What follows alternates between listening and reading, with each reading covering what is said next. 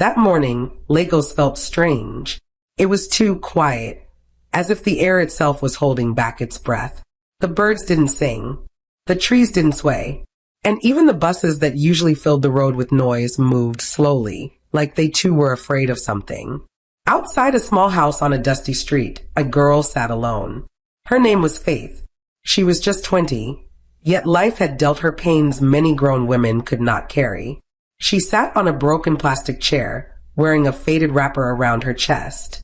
Her back was bent, her face hidden behind her palms. Her body was shaking, but not from cold. It was from pain. Not just the kind that comes from wounds, but the kind that comes from betrayal.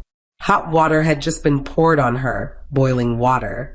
And not by a stranger, not by a robber, not by a wicked neighbor, but by her own mother. The same woman who gave birth to her. Faith's body was red. Her chest was burnt. Blisters were forming fast. Her left shoulder looked like it had melted, and her skin peeled like old cloth left in the sun. But she could not scream anymore. Her voice was tired. She had shouted through the night.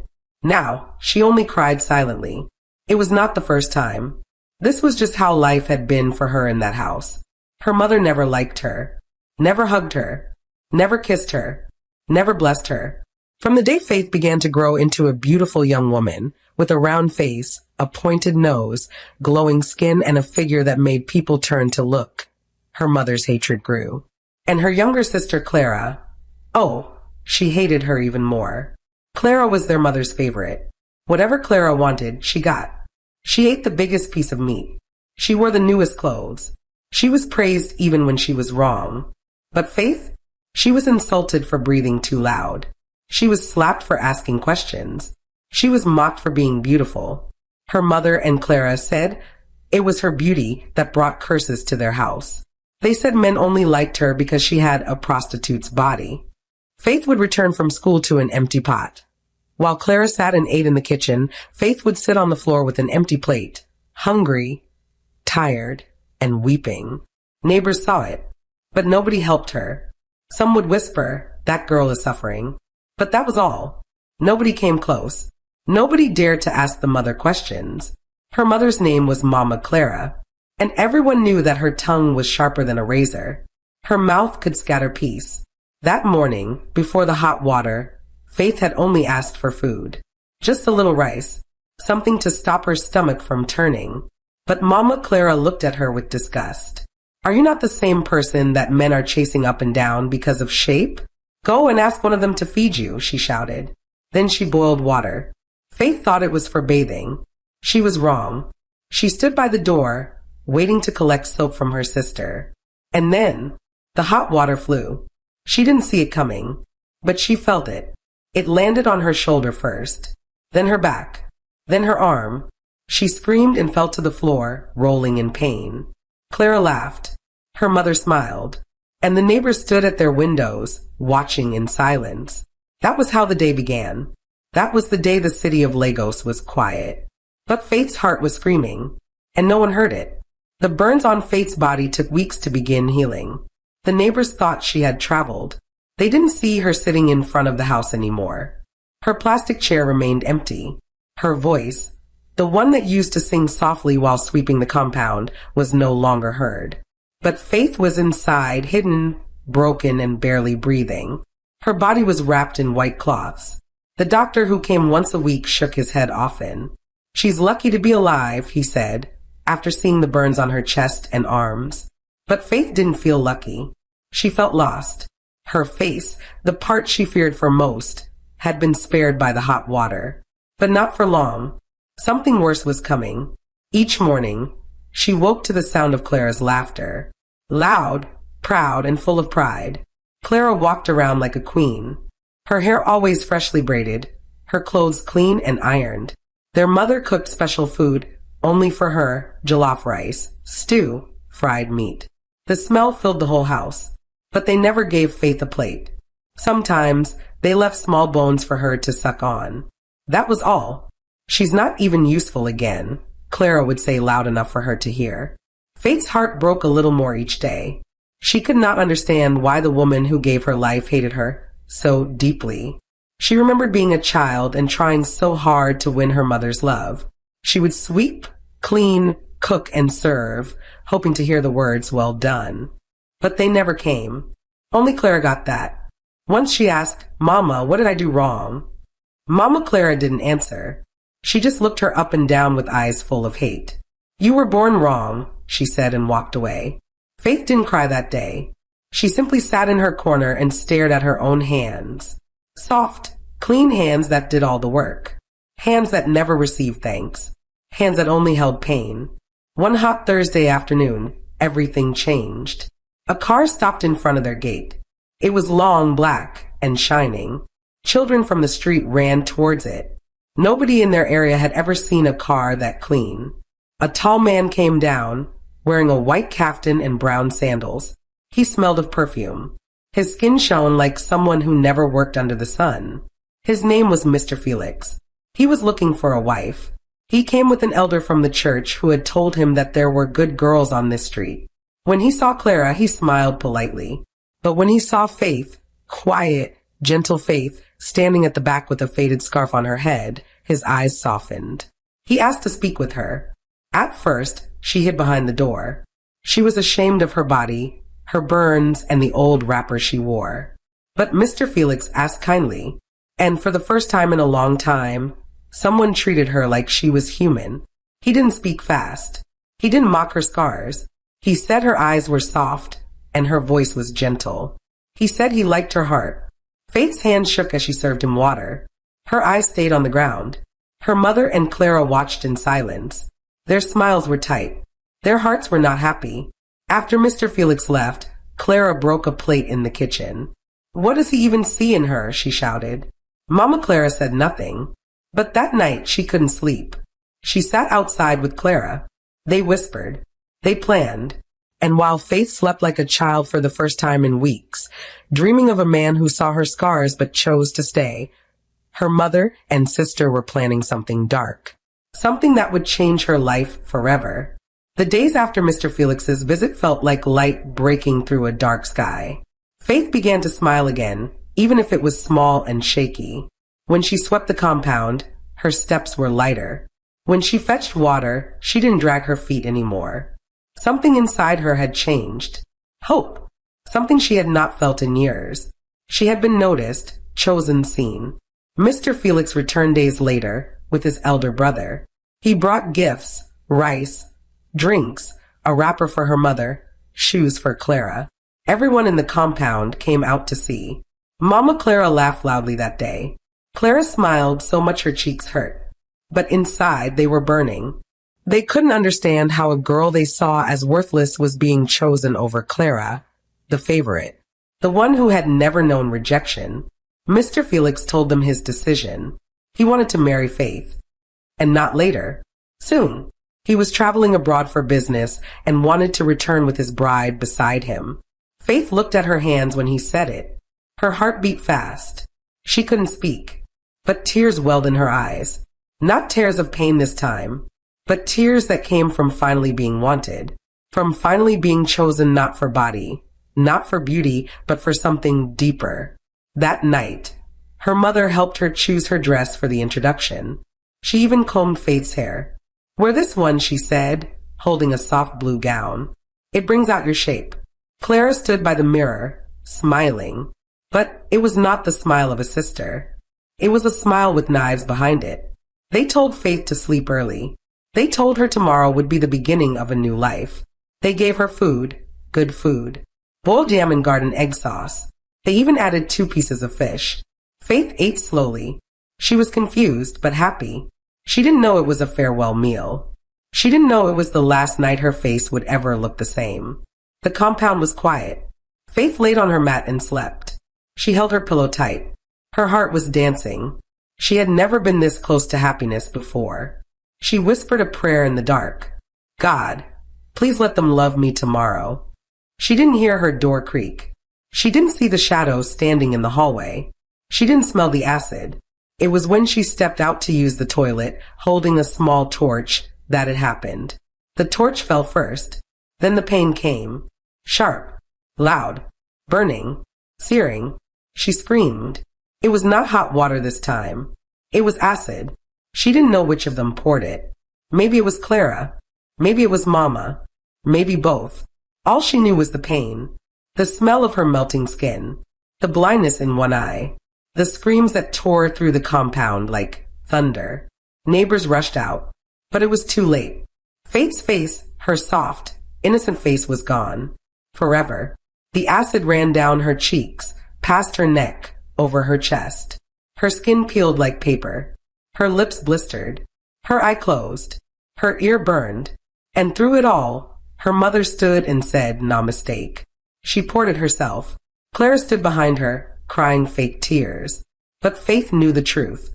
Even as she fainted and the world went dark, she knew. They had planned it. They had planned it together. The same people who gave her life had now stolen her face. The hospital smelled of disinfectant and sadness. The walls were white, but there was no peace in them. The nurses moved quickly, whispering as they passed the room. Some turned away when they entered. Some looked at Faith like she was no longer human. She had been there for weeks. She had not spoken. Not once. Only the sound of her breath, weak and broken, filled the quiet room. Her face was wrapped in bandages, tightly, every inch covered. Only her lips and one swollen eye were left open. And even that eye stayed closed most of the time, not just from pain, but from fear. Fear of what was under the bandages. Fear of what she had become. She remembered how it felt when the acid touched her skin. It was not just pain. It was war. It was fire sent from hell. It ate into her slowly, burning her neck, her cheek, her ear. It screamed louder than her voice. She could still smell it, her own flesh, cooked and bleeding. She still woke up in the night, screaming. But no one came. Her mother never visited. Clara never came. Only one nurse, Nurse Ruth, would sit beside her sometimes and hold her hand. "God sees you," she would whisper. But Faith wasn't sure anymore. The day the bandages came off, the room was silent. The doctor came with a small mirror. He was an old man with kind eyes. But that day, even his hands shook. "Are you ready?" he asked. Faith nodded slowly. The bandages were peeled off one layer after another. She winced as the cold air touched her new skin. She could feel the difference already. She could feel that something had changed, something deep, something cruel. The mirror was placed in front of her. She stared, and what she saw made her gasp. The girl in the glass was not her. Her right eye was smaller now, surrounded by scarred flesh. Her nose was bent, part of it melted. Her cheek was rough and dark. Her lips were no longer soft. Her ear on one side was gone. Her skin looked like it had been patched by fire. One side of her face was a memory. The other was a nightmare. Faith dropped the mirror and covered her face with her hands. "No, no, no." She cried like a child who had just lost her mother. But in truth, she had lost more than that. She had lost herself. The doctor tried to speak, but Faith didn't hear. She was lost inside her own scream. She stayed in the hospital for 2 more weeks. No visitors, no flowers, no family. Her food was dropped by the door like she was a stranger. Even Nurse Ruth began to come less often. One Sunday evening, as the sun was setting, Mr. Felix came. He wore a fine suit and stood by the door, holding his phone. He did not enter. He did not smile. He looked at her once and looked away. Faith's heart began to beat. "Felix," she whispered, her voice dry. He didn't answer. He stepped forward just a little, then cleared his throat. "I'm sorry, Faith," he said coldly. "I came to tell you. I can't go ahead with the marriage." Her mouth opened, but no words came. "I'm not trying to be cruel," he continued, "but I need a wife I can proudly stand beside. Someone who matches my status." Then he turned and walked away. Just like that. No goodbye. No hug. No promise. Just silence. And when the door closed behind him, Faith let out a sound. Not a scream. Not a sob. But something between death and heartbreak. That day she stopped asking God why. Because she already knew the answer. Some people were not punished for being bad. Some were punished for being too good and too beautiful. The morning of the wedding came with rain. Soft at first, then heavier, as if the heavens themselves were mourning for Faith. Inside the small house, Clara's laughter filled every room. Her heels knocked the tiles like music. Her white gown hung on the wall. Her hairdresser had just finished fixing her long weave. Her face was painted with gold powder. Her eyes were proud. She was getting married to Mr. Felix, the same man who once held Faith's hand and said, "You are the one I prayed for." Now he was marrying Clara, and Faith, the one who used to dream of walking beside him, was sitting behind a curtain. Alone, forgotten. She had returned from the hospital days before. Mama Clara told her not to come out. Not even once. "You'll scare my guests," her mother had said, her voice sharp. "Nobody wants to see that burnt face today." So they moved her to the back room, the smallest one, the one that used to store yam and old buckets. They covered the small window with a cloth and told her to remain quiet. Faith didn't argue. She had no strength left to speak. She sat on the cold floor, wearing an oversized gown someone had thrown at her. Her face, still healing, was partly covered in a scarf. One eye still didn't open fully. Her lips were dry. Her hands were thin. She could hear everything from where she sat. The guests laughing, the music, the sound of people clapping as Clara walked out in her wedding dress. Faith closed her eyes tightly, and that was when she heard it. Felix's voice. "I, Felix, take you, Clara." The voice that once called her my future, now calling her sister my wife. She pressed her palms against her ears, but the sound still came through. They had not just taken her face. They had taken her life and given it to Clara. Hours passed. The sun rose. The sun fell. The celebration went on. Nobody checked on her. Nobody brought food, not even water. But her pain was not from hunger. It was from memory. She remembered how Clara used to sneak into her room and wear her clothes. She remembered how Mama used to insult her when men greeted her on the road. She remembered the day Felix first came, how their eyes met, how her heart had started to beat again after so many years of silence. And now silence again. But this time it was deeper. This time it lived inside her. When night finally came, the house went quiet. The guests had left. The chairs outside were scattered. Plates were broken. Clara had gone with Felix to a hotel. Mama Clara was counting money in the parlor. And Faith? She remained behind the curtain. Her body still. Her lips tight. Her eyes open. But her soul far away. She didn't cry. She didn't move. She just sat there, listening to the wind whisper through the small gap in the curtain. Even the wind didn't know what to say. For the first time in her life, Faith accepted something she had always tried to fight. That her own mother had never loved her. That her own sister wanted her destroyed. That everything beautiful in her life had been taken. And still, she was alive. Not because they wanted her to be, but because something greater had kept her breathing. Something the acid couldn't burn. Something they would soon see. But for now, she sat behind the curtain, locked out from the world. And still, she did not die. The sun was high and angry that afternoon. It burned the ground without mercy. The streets of Lagos were restless, full of voices, buses, dust, and sweat. But in the middle of it all, Faith walked slowly down a quiet road, her head bowed, her scarf covering half her face. She had nothing in her hand. No CV, no purse, no water. Only a torn piece of paper in her pocket with the name of a company that was said to be hiring cleaners. She had walked for almost 2 hours, her slippers thin, her steps weak. But her legs kept moving, not because she had strength, but because she had no choice. Since Clara's wedding, things had gone from bad to worse. Mama Clara stopped feeding her completely. "You are useless," she would say. "Even your scars can't bring pity." Faith began fetching water for neighbors just to eat. Some gave her 50 naira. Some gave her old food. But most just stared. Some with pity, others with fear, and some with disgust. Children laughed at her when she passed. Women whispered. Men looked away quickly, as if her face was a curse. She had started believing them. That she was nothing. That no one would ever see her again. Until that hot afternoon. She stood under a mango tree to rest. Her legs were shaking. Her back ached. She was about to sit on the ground when a car stopped nearby. Not a flashy car. Just a small gray one, dusty from the road. A man stepped out. He wore a simple shirt and trousers. His shoes were dusty. his eyes tired. But he saw her. Not in a hurry. Not with shame. Not with fear. He saw her. He looked straight at her face, at her scars, at her weak legs, at the sweat on her forehead. And he didn't flinch. He didn't turn his eyes away like the others. He walked gently to her side and offered her a bottle of water. She stared at him in shock. He smiled, soft and quiet. "You look tired," he said. Faith couldn't speak.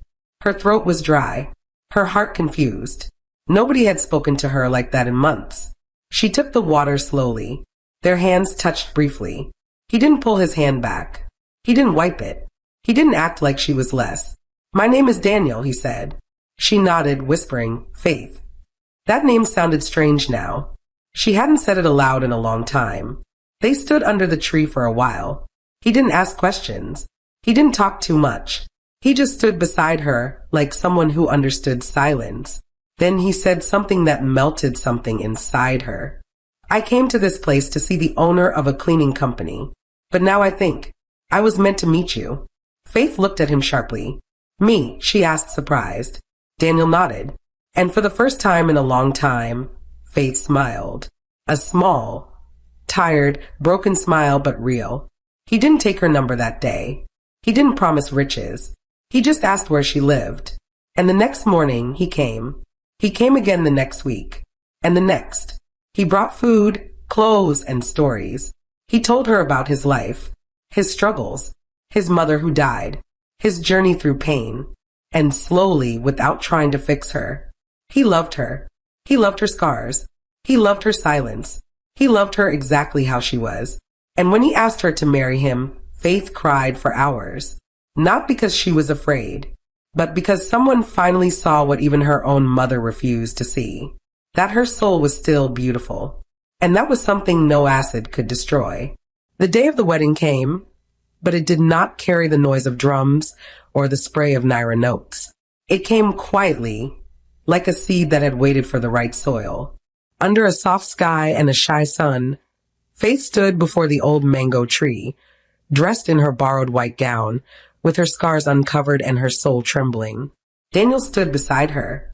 His eyes never left her face. Not once. But not everyone in the gathering came with love. At the back of the gathering, arms folded, mouth twisted with mockery, Mama Clara stood beside two of her village friends. She wore a loud green wrapper and matching blouse, her face powdered with thick makeup. She looked around the quiet wedding space and scoffed. "Is this what a wedding looks like now? Or is this a village naming ceremony?" she said loud enough for others to hear. "Even beggars do better." Her friends laughed. She shook her head again. No food, no crowd, no generator. Only dust and silence. And look at her face. A bride with burnt cheek. God forbid. Then Mama Clara turned to her friends. "Let Clara hear this one, oh." She go laughed I. Her wedding had 5 cakes, 3 generators, and even a live band. But look at this one. Only dust and shame. Faith heard it. She kept smiling. She stood in the middle of the compound, dressed in a simple white gown, one that had been borrowed from a kind village woman who used it for her own daughter's wedding 5 years ago. The gown was clean but old. The lace had turned pale. The hem dragged in the dust. Yet Faith wore it with quiet strength. She stood with her scars uncovered. No makeup, no earrings, no veil, only courage. But even courage has ears. She heard the laughter behind her. Her own mother's voice, sharp like broken glass. "Now, wow, is this what people are calling wedding now? Where is the decoration? Where is the meat? Even the bride, SEF, Mama Clara clicked her tongue and shook her head. Faith looked down at her hands. They were shaking, not from fear, but from memory. Then Daniel arrived. He wore a clean brown kaftan. His shoes were simple. He came in an old Toyota Corolla, one he drove himself. There was no convoy, no loud engine, no attention. Mama Clara squinted her eyes. She turned to Clara's picture on her phone, the one from her wedding day, standing beside Felix in a white suit, smiling in front of a tall wedding cake. Then she looked at Daniel again, and she laughed. And then, "So this is the husband? This is the man," she shouted, laughing so hard her wrapper slipped slightly. God is really a comedian. See husband now. One trouser like this. Now who dashed this one money? Faith walked up to her slowly. Mama, she said gently, please greet my husband. Mama Clara didn't stretch her hand. She looked Daniel up and down and laughed again. Welcome, oh my son. I hope you are managing. The world is hard these days, she said with fake pity. You and my daughter match each other. Two struggling souls. Her friends laughed beside her. Daniel smiled softly. He said nothing, but his eyes were calm. The wedding moved on. A few chairs were placed under the tree. A local pastor came with an old Bible. He blessed them quietly. No shouting, no dancing, just prayers and joined hands. When it was time to kiss the bride, Daniel touched her cheek, the side with the deepest scar, and kissed it slowly. Some gasped. Some looked away. But Daniel didn't. Faith closed her eyes. That kiss was not loud, but it spoke louder than any wedding band. Afterward, they served small rice and one bottle of malt shared among guests. Mama Clara refused to eat. She's lucky I even came, she told the others. My real daughter is in Lagos, married to a man with money, not this one with dust on his shoes. But what she didn't know was that Daniel was no ordinary man. He was not poor, not struggling, not ordinary. He was a quiet billionaire. He owned the same company Felix worked for in Lagos, the same company that was about to send Felix into shame. But Mama Clara didn't know. She stood there laughing, not knowing she was laughing at her future savior, and at the man her daughter would soon kneel before. Months passed. The wedding under the mango tree had faded into memory for the village women. Life moved on. Rains came. Dust returned. But far away in the city, in a flat with cracked walls and unpaid rent, Clara and Felix sat in silence. Everything had fallen apart. The company where Felix once worked had sacked him, disgraced him. They said he stole money, and even though he begged and swore, they pushed him out like trash. His name went from Sir Felix to that man who was caught. The shame followed them like flies. Clara, once the Lagos wife who danced with Gelly and snapped pictures at parties, now sat in wrappers, hair uncombed, eyes swollen from tears. All her gold had been sold. Her bags were empty. The same friends who clapped at her wedding now ignored her calls. The landlord had knocked 3 times that week. There was no food in the house, no work, no respect, and no hope. Mama Clara called them every day now, weeping. Things were no better in the village. Her market stall had collapsed. Her rent was unpaid. Her name was on the list of those who owed the village contribution. One hot morning, Clara stood up and said, "Let's go home. Let's go to the village. We don't have anything left here." Felix didn't argue. They packed 2 small bags and boarded a slow bus. They had no plan, only shame. When they reached the village gate, their feet were heavy. The dust rose and stuck to their skin. Clara held her wrapper tightly. Her wedding ring had been sold 2 weeks ago. They passed neighbors who didn't greet them. Even the children didn't run to her anymore. She knocked gently on the gate. It opened slowly. Mama Clara came out in tears. "My daughter," she cried, hugging Clara. "My own daughter." They sat down in silence. Then Mama Clara spoke. "There is one person who can help us. Just one." Clara looked up slowly. She didn't have to ask who. They knew. They all knew. Faith, the girl they called useless, the girl they poured acid on, the girl they mocked on her wedding day. She was the only one living well now. But they didn't know how well. They didn't know she had moved to the city with her husband, Daniel. They didn't know he was the silent billionaire behind the same company that had sacked Felix. They didn't know she lived in peace, in a house where she was loved and respected. But they would find out soon. That evening, a black Jeep drove into the village. It stopped in front of Mama Clara's compound. People came out to look. They were shocked. Daniel stepped out first, then Faith. Her scarf was gone. Her head was held high. Her dress flowed like water. She looked different, not just in clothes, but in peace. Mama Clara dropped her broom. Clara stood frozen. Felix's mouth opened slightly. No one spoke. Faith walked slowly toward them. She didn't speak either. Tears filled her eyes. And then Clara dropped to her knees. "And my sister," she stammered, "please forgive me." Mama Clara knelt too. "Faith, my daughter, please." Felix bowed his head in shame. Faith turned to Daniel. He gave a gentle nod. Then she looked at the woman who gave her life and tried to destroy it. I forgive you, Faith whispered, not because you asked, but because I am free. They wept, but Faith didn't. She had cried enough. Now she stood with peace, with power, with scars that no longer bled. And the ones who poured acid on her now knelt at her feet. Faith helped her mother to stand up. Then she turned and held Clara's hands. Her sister trembled. Her lips were shaking. I don't deserve this, Clara whispered. Faith's voice was calm. None of us do. But sometimes mercy is stronger than pain. Daniel stepped forward. He reached into his pocket and brought out a small white envelope. He handed it to Felix. Felix hesitated. He opened it slowly. Inside was a letter of appointment. His name printed clearly. It was a new job. A second chance. Felix's eyes widened. This is... Daniel smiled. One of my companies needs someone to manage the warehouse unit.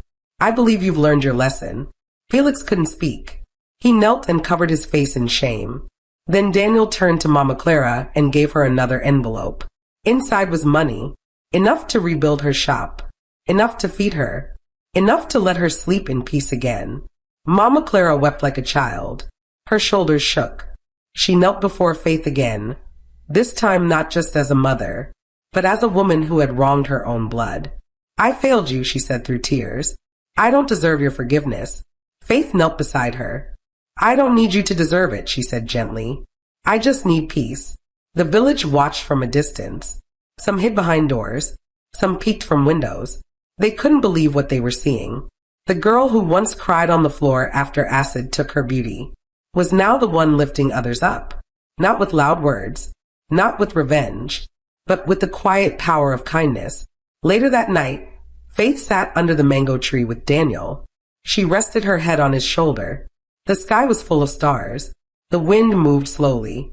She watched the tree leaves dance. Daniel held her hand and said, "You did well today."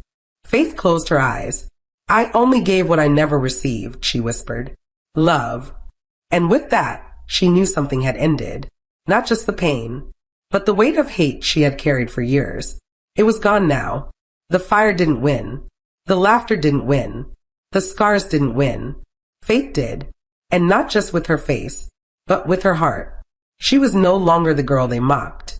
She was the woman they now looked up to, because the seed they tried to burn had grown into a tree that now gave them shade. Hello, champions. I hope you enjoyed our stories.